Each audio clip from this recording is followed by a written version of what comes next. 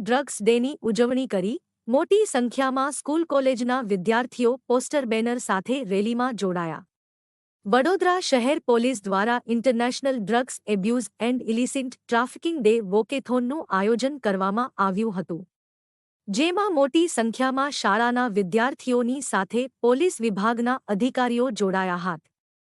સાથે સામાજિક સંસ્થાઓ પણ જોડાઈ હતી અને ડ્રગ્સના દૂષણને ડામવા પોસ્ટર બેનર સાથે રેલી યોજી જાગૃતિ લાવવા માટેનો અનેરો પ્રયાસ કરવામાં આવ્યો હતો.